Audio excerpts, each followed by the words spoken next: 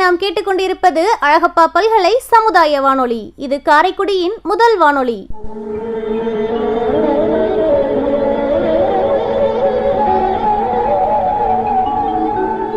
கோடி கொடுத்த கொடைஞன் குடியிருந்த வீடும் கொடுத்த விழுச்செல்வன்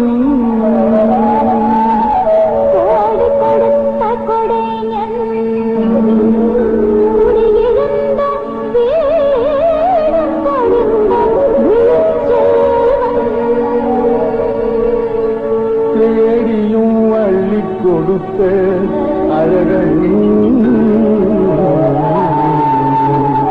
அறிவூட்டும் வெள்ளி விளக்கே விளக்கு.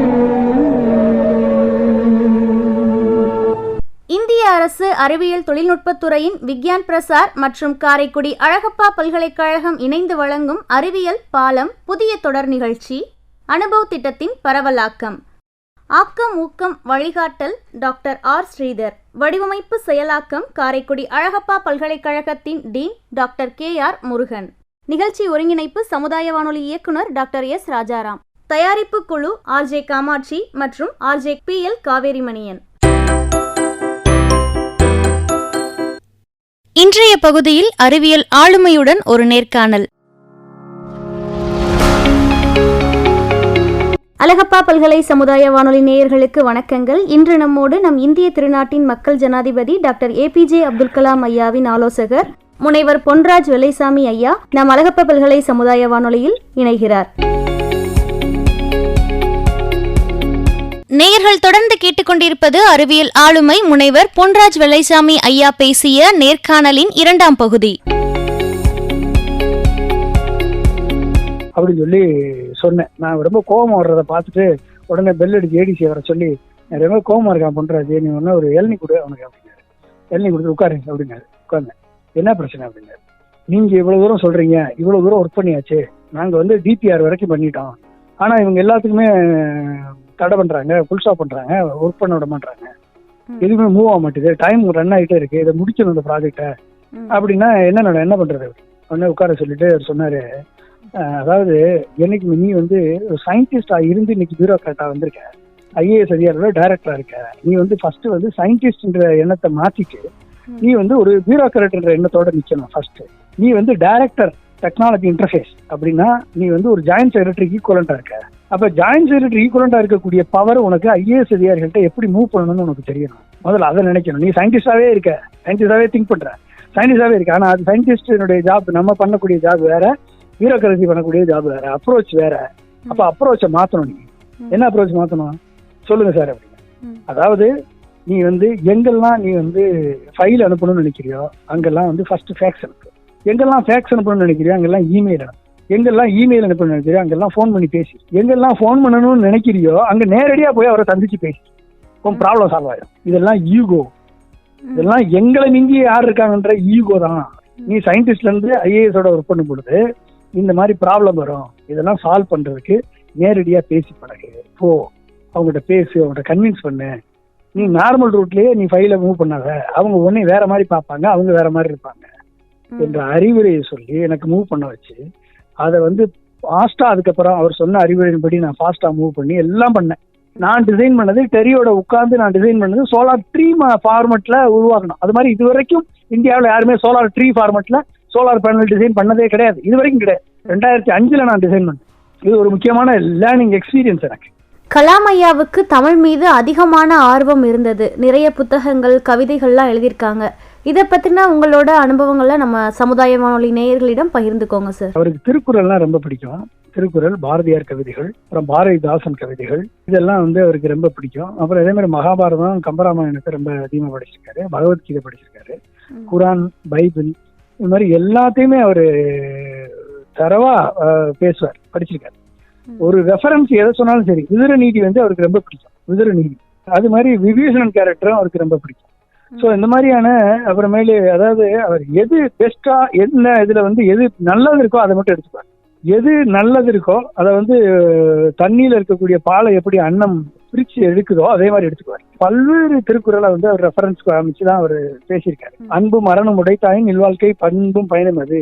அதே மாதிரி கணியன் பூங்குன்றனுடைய யாதும் ஊரே யாவரும் கேளீர் என்ற வார்த்தையை யூரோப்பியன் யூனியன் பார்லிமெண்ட்ல ஸ்ட்ராஸ்பர்க்ல ஓங்கி உரைத்தார். சோ இது மாதிரி வந்து அவருக்கு தமிழ் மேல மிகவும் பற்று உண்டு. அதே மாதிரி திருக்குறளை வந்து சைனீஸ் மொழியில தைவானுடைய கவிஞர் யூசி என்ற தைவானுடைய கவிஞரை கூப்பிட்டு திருக்குறள் தமிழையும் ஆங்கிலத்தையும் பரிசளித்து இது சைனீஸ் மொழியில மொழிபெயர்க்குன்னு சொல்லக்கூடிய முதல் ஆள் டாக்டர் அப்துல் கலாம். சைனாவில் இன்றைக்கு மொழிபெயர்க்கப்பட்டிருக்கிறது என்று சொன்னால் அதற்கு காரணம் டாக்டர் அப்துல் கலாம். அதை வந்து உருவாக்கினார். ஒரு நாள் வந்து என்னை கூப்பிட்டாரு, ராசோதரன் டைரக்டர் இருக்கேன், கூப்பிட்டு இங்க பாரு எல்லாருமே விசிட்டர்ஸ் வராங்க, எல்லாருமே விசிட்டர் ஹாலில் சும்மா உட்காந்துருக்காங்க, அவங்களுக்கு டீ காஃபி ராசோதனுடைய உபச்சாரம் உங்களுக்கு நல்லா தெரியும், அவங்களுக்கு பிஸ்கட்ஸு அப்புறமேலு டோக்லா எல்லாமே வந்து பல்வேறு வகையான உணவு பதார்த்தங்களை கொடுத்து அவங்களை உபசரிச்சு உட்கார வச்சு அதுக்கப்புறம் வந்து டாக்டர் கலாமை போய் பார்ப்பாங்க. அப்ப அந்த விசிட்டர்ஸ் ஹாலில் எல்லாம் வந்து சும்மா உட்காந்துருக்காங்க. நீ என்ன பண்ணு, திருக்குறளை வந்து தமிழ்ல, ஆங்கிலத்துல, ஹிந்தியில இந்த 3 மொழிகள்ல எழுதி போட்டு அதை வந்து ஒவ்வொரு திருக்குறளா நான் வந்து திருக்குறளுக்கு நான் வந்து ஒரு உரை எழுதுறேன், என் அனுபவத்தை பேஸ் பண்ணி அந்த உரையையும் போட்டு ஆடியோவா வீடியோவா அனிமேட்டடா பண்ணுனார். நான் அதை பண்ணி அதை வந்து அந்த வரவேற்பறையில அதை வச்சேன். வர்றவங்க அத்தனை பேருமே திருக்குறளை படித்துக் கொள்ளக்கூடிய வாய்ப்பை வந்து டாக்டர் அப்துல் கலாம் உருவாக்கி கொடுத்தார். கலாம் ஐயாவோட கனவுகள் நிறைவேறணும்னா எதிர்கால இந்தியா எவ்வாறு வளர்ச்சி அடையணும் சார்? அதாவது இன்னைக்கு எதிர்கால இந்தியா கடந்த 20 ஆண்டுகள்ல அப்துல் கலாமின் லட்சியங்களை கனவுகளை வந்து நிறைவேற்றி இருந்தால் இன்றைக்கு இந்தியா ஒரு மிகப்பெரிய பொருளாதார வல்லரசாக மாறி இருக்கும். அதற்கு முன்பாக தொடர்ந்த 10 ஆண்டுகளுக்கு 10% வளர்ச்சியை அப்துல் கலாம் அவர்கள் கொடுத்த பாதையில இந்தியாவினுடைய பொருளாதார கொள்கைகளை, இந்தியாவினுடைய இன்க்ளூசிவ் பாலிசியை உருவாக்கி இருந்து நடத்தி இம்ப்ளிமெண்ட் பண்ணியிருந்தாங்கன்னா இந்தியா ஒரு 10 ஆண்டுகள்ல வறுமை கோட்டுக்கே கீழே யாரும் இல்லை என்ற நிலை உருவாக்கப்பட்டிருக்கும். அப்ப இதற்கு என்ன காரணம் என்று ஆராய்வதை தாண்டி அப்துல் கலாம் அவர்கள் கொடுத்த அந்த திட்டங்கள், லட்சியங்களை மேம்படுத்தி அடுத்த 20-30 ஆண்டுகளுக்கு நாம் வந்து இந்தியாவை ஒரு வலிமையான ஒரு வளர்ச்சியான பாதைக்கு நடைபெற வேண்டும் என்று சொன்னால் மாநிலங்களுக்கு அதிக அதிகாரங்களை கொடுத்து, மாநில சுயாட்சியை கொடுத்து, மத்தியில் இருக்கக்கூடிய அரசு ஆராய்ச்சிக்கு முக்கியத்துவம் கொடுத்து செல்ஃப் ரிலையன்ஸுக்கு சுயசார்பை எட்டக்கூடிய அளவில் அந்த ஆத்ம நிர்பார் பாரத்தை அடைய வேண்டும் என்று சொன்னால் ஆராய்ச்சிக்கும் ரிசர்ச் அண்ட் டெவலப்மெண்ட் இன்னோவேஷனுக்கு 3% பொருளாதாரத்துல 3% நிதியை ஒதுக்கி ஆராய்ச்சிக்கு முக்கியத்துவம் கொடுத்து இம்போர்ட் சப்ஸ்டிடியூஷன், இறக்குமதிக்கு இணையான பொருள்கள் அனைத்தையுமே இந்தியாவிலேயே உருவாக்கக்கூடிய ஒரு வலிமையான நிலையை ஏற்படுத்தணும். அப்துல் கலாம் அவர்கள் வந்து ராக்கெட்டையும் ஏவுகணையும் போர் விமானத்தையும் இது எல்லாமே 3மே இல்லாதது கிடையாது, இல்லாததை உருவாக்கல. அணுசக்தி ஒரு அணுகுண்டு உற்பத்தியுமே வந்து எந்த நாடுமே பண்ணாத ஒரு புதுசா பண்ணல. ஆனால் அது இந்தியாவே சுயசார்பாக உருவாக்கக்கூடிய வாய்ப்பை, வழிமுறையை, அதுக்கான ஒரு சயின்ஸ் அண்ட் டெக்னாலஜி அவர் உருவாக்கினார் அப்துல் கலாம். அதுதான் இங்க முக்கியம். அப்ப நம்மளால ராக்கெட் உருவாக்க முடியும், ஏவுகணை உருவாக்க முடியும், நம்மளால வந்து ஒரு அணுகுண்டை உருவாக்க முடியும், ஒரு போர் விமானத்தை உருவாக்க முடியும், எல்லாம் உருவாக்க முடியும் என்று சொன்னால் நம்மளால ஒரு வேக்சினை உருவாக்க முடியாதா? நம்மளால ஒரு மருந்தை உருவாக்க முடியாதா? நம்மளால ஒரு புது சித்த மருத்துவத்திலிருந்து உலகத்திற்கான நோயை தீர்க்கக்கூடிய மருந்துகளை உருவாக்க முடியாதா? நமக்கான ஒரு எஃப்எம்சிஜி ப்ராடக்ட் என்று சொல்லக்கூடிய ஃபாஸ்ட் மூவிங் கன்சியூமர் குட்ஸ் என்று சொல்லக்கூடிய டூத் பேஸ்டையும், நம்ம போற லிப்ஸ்டிக்கையும், நம்ம போற அத்தனையுமே இன்னைக்கு வெளிநாட்டுல இருந்து இறக்குமதி பண்ணிட்டு ஒவ்வொரு நம்ம உபயோகிக்கக்கூடிய பர்னிச்சரா இருக்கட்டும், காரா இருக்கட்டும், அனைத்து பொருள்களையுமே உருவாக்கக்கூடிய மெஷின்ஸை நம்ம உருவாக்க முடியாதா? இம்போர்ட் சப்ஸ்டிடியூஷன், இறக்குமதிக்கு இருக்கக்கூடிய பெட்ரோல், டீசல் இன்னைக்கு இறக்குமதியை நம்பிதான் நம்ம இருக்கோம். கிட்டத்தட்ட ஒட்டுமொத்த பொருளாதாரத்துல கிட்டத்தட்ட 12% வந்து நம்ம ஃபாரின் அந்நிய செலாவணி உள்ள போகுது. 7 லட்சம் கோடி 8 லட்சம் கோடி வந்து பெட்ரோல் டீசல் இறக்குமதிக்கு நம்ம செலவழிக்கிறோம். அப்ப இன்றைக்கு அப்துல் கலாம் கொடுத்த அந்த எனர்ஜி இண்டிபெண்டன்ட் விஷன் 2013 படி நம்ம வந்து எத்தனால வந்து 100% கொண்டாட முடியும், அடுத்து வந்து பயோடீசலை உள்ள கொண்டு வர முடியும், எமல்சிபிகேஷனை கொண்டாட முடியும். இத்தனையும் கொண்டு வந்தா 7 லட்சம் கோடி 8 லட்சம் கோடியை சேவ் பண்ண முடியும்ல. அப்ப அதை சேவ் பண்ண கிடையான ஒட்டுமொத்த பிளானையும் ஆக்ஷனையும் கொடுத்துட்டு போயிருக்காரு அப்துல் கலாம். அப்ப இன்னைக்கு சோலார் செல்லு நம்ம வெளிநாட்டை நம்பிக்கைக்கு வந்திருக்கோம். Carbon nano science and technology உருவாக்குறதுக்கு 1500 கோடியை ஒரே நாள், கிட்டத்தட்ட 40 நாள் நாங்கள் ஒர்க் பண்ணி ஒரு நாள் கான்ஃபரன்ஸ் வச்சு ராஷ்டிரபதி பேங்க்வர்ட் பார்ட்டி கொடுத்து 1500 கோடியை வாங்கி ஆராய்ச்சிக்கு வித்துட்டவர் அப்துல் கலாம் அவர். அப்ப இத்தனையும் கொடுத்துட்டு சென்றிருக்காரு. அவர் கொடுத்த அந்த ஸ்பேஸ் சோலார் சேட்டலைட் திட்டம், அதாவது harvesting solar energy from space என்ற திட்டத்தை நம்பி அமெரிக்காவில் இருக்கக்கூடிய national space society Abdul Kalam NSS space solar powered mission என்ற திட்டத்தை அனௌன்ஸ் பண்ணாங்க. அதுல இன்னைக்கு அமெரிக்கா ஜாயின் பண்ணிட்டான், ஓசியா ஸ்டேட் யூனிவர்சிட்டி ஜாயின் பண்ணியாச்சு, சைனாவுடைய பெய்ஜிங் யூனிவர்சிட்டி ஜாயின் பண்ணியாச்சு, இந்தியாவில் இருக்கக்கூடிய இஸ்ரோ இன்னும் ஜாயின் பண்ணுங்க. அப்ப பண்ணியிருந்தோம்னா 10 டன் எடை கொண்ட சேட்டலைட்டை லான்ச் பண்ணக்கூடிய கேபபிலிட்டியை இந்தியா இஸ்ரோ அச்சீவ் பண்ணணும். அதே நேரத்தில் 10 டன் எடை கொண்ட சேட்டலைட் 24 மணி நேரம் சூரிய ஒளி மின்சாரம் இந்தியாவுக்கு கிடைக்கும். கிடைச்சா நம்ம போகணும்னு அவசியம் இல்லை. அதே மாதிரி அணுசக்தி உற்பத்தியில் ஃபாஸ்ட் ப்ரீடர் ரியாக்டர் அதை கொடுத்துருந்தா இன்னைக்கு நம்ம அணுசக்தி மின்சாரம் தோரியம் மூலமா, thorium second largest reserve in India, வேர்ல்டுல second largest reserve thorium reserve நம்மகிட்ட தான் இருக்கு.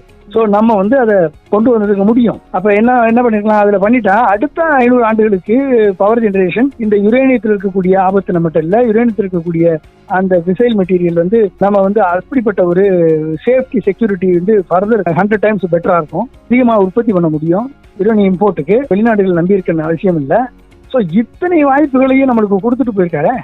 அது மட்டும் இல்ல, ஸ்பேஸ் போர் விமானத்தை சக்சஸ்ஃபுல்லா வெற்றிகரமாக செய்தி காண்பித்த டாக்டர் கலாம் அவர்களும் டாக்டர் கோட்டா ஹரிநாராயணன் அவர்களும் அவரோட தான் நான் ஒர்க் பண்ணேன். அந்த நேரத்தில் இன்றைக்கு விமானத்தை உருவாக்கக்கூடிய நாடாக இந்தியா இருக்கும். இன்னைக்கு ஏரோஸ்பேஸ் படிக்கிறவங்க, mechanical engineering, electrical electronics engineering, computer engineering, instrumentation படிக்கிறவங்க, ஏவியானிக்ஸ் படிக்கிறவங்க, ஏரோஸ்பேஸ் படிக்கிறவங்க அத்தனை பேருக்கு வேலைவாய்ப்பு கிடைச்சிருக்கலாம். வாய்ப்புகளை இத்தனை வாய்ப்புகளை உருவாக்கி கொடுத்து விட்டு சென்றவர் தானே டாக்டர் கலாம் அவர்கள். அப்ப அவருடைய கொள்கைகளை நம்ம எடுத்து அதை ஃபர்தரா ஃபைன் டியூன் பண்ணி கொண்டு போய் சேர்த்தால்தான் இந்தியாவிற்கு விடிவு காலம். அதற்கு அறிவால் மட்டும்தான் முடியும், அறிவார்ந்த சிந்தனைகளால் மட்டும்தான் முடியும், அறிவார்ந்த கொள்கைகளால் மட்டும்தான் முடியும். அதற்கு அப்துல் கலாம் கொடுத்த வழிகள் தான் தீர்வு. இந்தியா தற்சார்பு கிராமங்களை அடைய வேண்டும் என்ற இந்தியா கிராம சுயராஜ்யம் தான் எனது லட்சியம் என்று சொன்னவர் மகாத்மா காந்தி. அந்த கிராம சுயராஜ்யத்தை வென்றெடுக்க இந்தியாவுடைய கிராமங்கள் தற்சார்பு கிராமங்களாக உருமாற புரா திட்டம் கொடுத்தவர், providing urban amenities in rural area என்ற திட்டத்தை கொடுத்தவர் டாக்டர் அப்துல் கலாம். அதை மத்திய அரசோடு சேர்ந்து முதல் குரூப் ஆஃப் மினிஸ்டர்ஸுடைய அப்ரூவல் கொண்டு போய் மத்திய அரசு திட்டமாக அறிவிக்க செய்து உழைத்தவன் நான். டைரக்டர் டெக்னாலஜி இன்டர்ஃபேஸ் ஆக மாறி இந்தியா 2002 2003 அதுக்கு புறா திட்டத்தை நிறைவேற்றுவதை தவிர வேற வழி. அப்ப அப்துல் கலாமின் லட்சியங்களை, கனவுகளை மேம்படுத்தி கொண்டு போகணுமே ஒழிய அதுதான் இன்னைக்கு இருக்கக்கூடிய வழி. அதுதான் இந்த இளைஞர்களுக்கு அவர்கள் மதிப்பு கூட்டப்பட்ட வேலைவாய்ப்பை கொடுக்கும். மதிப்பு கூட்டப்பட்ட வேலைவாய்ப்பை கொடுத்தால்தான் இளைஞர்களது நமது வருங்கால சந்ததியினுடைய குவாலிட்டி ஆஃப் லைஃப் மேம்படும். குவாலிட்டி ஆஃப் லைஃப் மேம்பட்டுச்சுன்னா ஆட்டோமேட்டிக்கா சாதிய, மத, இன வேறுபாடுகள் கொஞ்சம் கொஞ்சமா குறையும். அப்ப இப்படிப்பட்ட ஒரு சூழலை நம்ம உருவாக்கணும். அதுதான் அது வரும் பொழுது ஒரு அறிவார்ந்த சமுதாயம் உருவாகும் பொழுது வேறுபாடுகள் மறையும், ஒற்றுமை ஓங்கும். அதாவது 2 விஷயம் இருக்குமா, 2 விஷயத்தை மட்டும் சொல்லி நான் முடிக்கிறேன். அதாவது ஒன்னு ஃபியூஷன், இன்னொன்னு ஃபிஷன். அப்ப ஃபிஷன் ரியாக்ஷன்னா என்னது? அணுக்கரு பிளவு. அணுக்கரு பிளவின் மூலமாக தான் அணுகுண்டு வெடிப்பு நடக்குது, அணுசக்தி மின்சார உற்பத்தி செய்யப்படுகிறது. அப்ப அணுக்கரு பிளவு ஃபிஷன் ரியாக்ஷன் மூலமாக ஒரு அணுகுண்டினுடைய வெடிப்பினுடைய வல்லமை நாகசாகி, ஹிரோஷிமா அழிக்கக்கூடிய வல்லமை பெற்றது. மின்சாரத்தினுடைய விளைவின் மூலமாக இன்னைக்கு அணு மின்சாரம் தொடர்ந்து கிடைக்கக்கூடிய மின்சார சக்தியை உருவாக்கு ரியாக்டர் மூலமா. ஆனால் ஃபியூஷன் ரியாக்ஷன் அணுக்கரு பிளவு, ஃபியூஷன் ரியாக்ஷன் அணுக்கரு இணைப்பு. சூரியன் என்பது ஃபியூஷன் ரியாக்ஷனை அடிப்படையாக நடைபெறக்கூடிய சக்தி. அது எங்க பண்ணுது? அணுக்கரு பிணைப்பு. அப்ப அணுக்கரு பிணைப்பு நடக்கும் பொழுது என்ன நடக்குது? சூரியனுடைய ஒளிக்கு ஈடாக அணுகுண்டோ அணுசக்தி மின்சாரமோ ஈடாகாது. அப்ப அணுவை பிளந்தால் வரக்கூடிய சக்தியை விட அணுவை இணைத்தால் வரக்கூடிய சக்தி மிகப்பெரிய சக்தி. அப்ப அப்படிப்பட்ட ஒரு நிலையை நாம் உருவாக்க வேண்டும், அப்படிப்பட்ட இணைப்பை உருவாக்க வேண்டும். அப்ப நம்ம இணைத்தால்தான் மனங்களை, நல் இதயங்களை, நல் மனங்களை இணைத்தால்தான் இந்த நாடு முன்னேறும், தமிழகம் முன்னேறும், தமிழ்நாடு முன்னேறும், இந்தியா முன்னேறும். தமிழ் திரைப்படங்கள்ல நகைச்சுவைகள் மூலமா விழிப்புணர்வை கொடுத்து கலாம் ஐயாவை பத்தி அதிகமா பேசினவர் நடிகர் விவேக். இவருக்கும் நம்ம அப்துல் கலாம் ஐயாவுக்கும் இடையேயான நட்பு எப்படி இருந்தது சார்? அதை பத்தி சொல்லுங்க. தனது திரைப்படங்கள்ல அடிக்கடி அவரை பற்றி சொல்வது உண்டு. அதை அப்துல் கலாம் அவர்கள் சினிமா பார்த்தது பழக்கம் கிடையாது. அவரை இப்படியெல்லாம் ஒரு சினிமா நடிகர் பற்றி படங்கள்ல சொல்லியிருக்காரு. நான் சொல்லும் பொழுது அதை கேட்டு சிரிப்பார். இப்படிலாம் பேசியிருக்காரா அப்படின்னு கேட்டு சிரிப்பார். அவர் சொன்னதெல்லாம் நான் எடுத்து சொல்லும் பொழுது பத்மஸ்ரீ பட்டம் வாங்கிட்டு அவர் அப்துல் கலாம் கையால நான் அதை வாங்கணும்னு சொல்லி அங்க வந்தார் ராஜாஜி மார்க்கெட், ராஜாஜி மார்க்கெட். அப்பொழுதுதான் எனக்கு விவேக்கே நானும் நேரடியா அறிமுகம். அதுக்கப்புறம் தொடர்ந்து சன் டிவிக்கு பேட்டி எடுத்தார். அதுக்கப்புறம் இப்பொழுது எனக்கு பழக்கம். அப்புறம் ஒரு முறை ராஜ்பவனுக்கு வந்தபோது விவேக் அவர்களை அப்துல் கலாம் சாரை பார்க்க வந்தார். அப்ப டாக்டர் கலாம் அவர்கள், ஏன் உங்க படத்துல மரம் நடுவதனுடைய இம்பார்ட்டன்ஸை பத்தி சொல்லக்கூடாதுன்னு, கிளைமேட் சேஞ்சுக்கு ஹெல்ப்ஃபுல்லா இருக்கு, மரம் இம்பார்ட்டன்ஸை பத்தி எடுத்து சொன்னாரு விவேக் கிட்ட. அதை பற்றி உங்களுடைய கருத்துக்களை திரைப்படத்துல சொல்லுங்கன்னு சொன்னாரு. சரிங்கய்யா கண்டிப்பா சொல்றேன்னு சொல்லிட்டு வெளியே விவேக் என்ன ஐயா கருத்து சொல்றாரு, சொல்லட்டுமா அப்படின்னாரு. சொல்லுங்க. ஆனா அது மட்டும் நிக்காதீங்க, ஒரு இயக்கத்தை ஆரம்பிச்சு அதன் மூலமாக நீங்களே போய் மரம் நடுங்க, அப்பதான் நீங்க சொல்றதை கேட்பாங்க ரசிகர்கள், உங்க ரசிகர்கள் சொல்லி சொன்னேன்.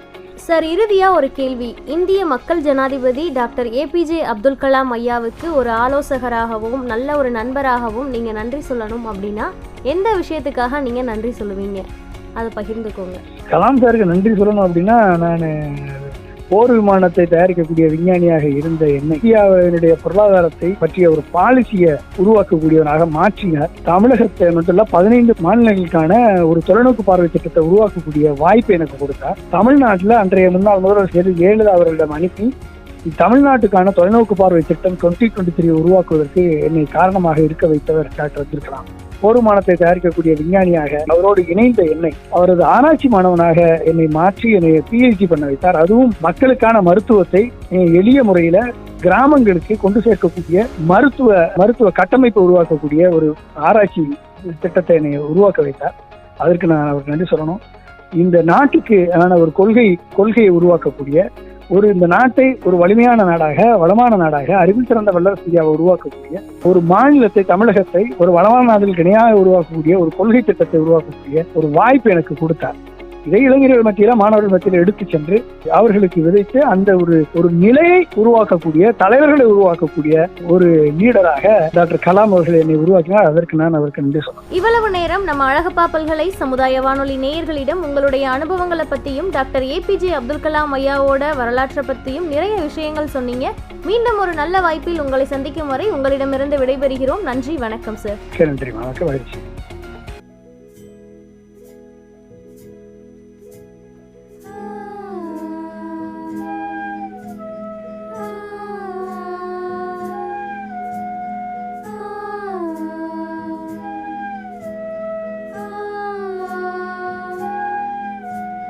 காலங்கள் மாறி போச்சு, நம் வயது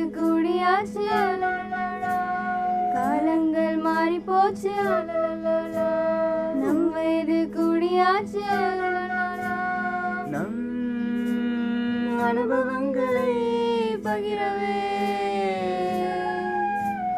நம் அனுபவங்களை பகிரவே புது உற்சாகம் உண்டாச்சு, உற்சாகம் உண்டாச்சு. வாருங்கள் கொண்டாடுவோம், வாருங்கள் கொண்டாடுவோம், வாருங்கள் கொண்டாடுவோம், வாருங்கள் கொண்டாடுவோம்.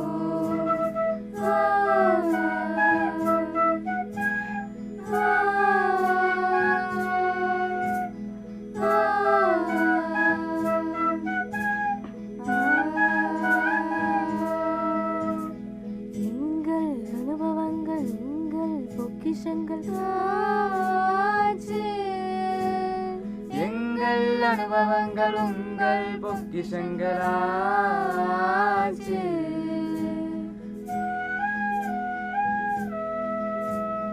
எங்கள் அனுபவங்கள் உங்கள் பொக்கிஷங்களாச்சு, எங்கள் அனுபவங்கள் உங்கள் பொக்கிஷங்களாச்சு. கேளுங்கள் தினம் தினம் இனி சீனியர்ஸின் பேச்சு, கேளுங்கள் தினம் தினம் இனி சீனியர்ஸின் பேச்சு. வாருங்கள் கொண்டாடுவோம், வாருங்கள் கொண்டாடுவோம், வாருங்கள் கொண்டாடுவோம், வாருங்கள் கொண்டாடுவோம். இது சீனியர்ஸின் காலம், பேசலாம் பகிரலாம் நம் அனுபவம் ஏராளம். வாருங்கள் கொண்டாடுவோம், வாருங்கள் கொண்டாடுவோம், வாருங்கள் கொண்டாடுவோம், வாருங்கள் கொண்டாடுவோம். அறிவியல் ஆரோக்கியம் மற்றும் அன்றாட வாழ்வின் அனைத்து விஷயங்களும், அறிவியல் ஆரோக்கியம் மற்றும் அன்றாட வாழ்வின் அனைத்து விஷயங்களும், மூத்த குடிமக்களுக்கான அனுபவ நிகழ்ச்சியில் வாருங்கள் கொண்டாடுவோம், வாருங்கள் கொண்டாடுவோம்.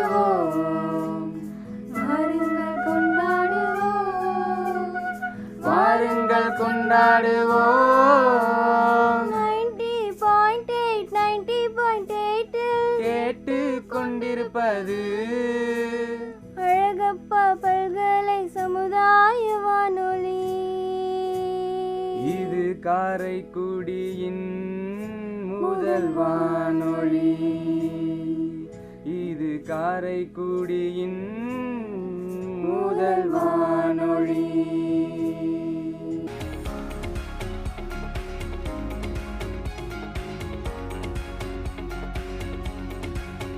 தொடர்ந்து இணைந்திருப்போம் அனுபவம் நிகழ்ச்சியில். அறிவியல் ஆளுமைகளுடன் நிறைய அனுபவங்களையும் ஆலோசனைகளையும் தன்னுடைய வாழ்க்கை அனுபவத்தையும் அறிவியல் கருத்துக்களையும் கேட்டு ரசிக்கலாம். இது அனுபவம், ஆன்றோர்களின் குரல்.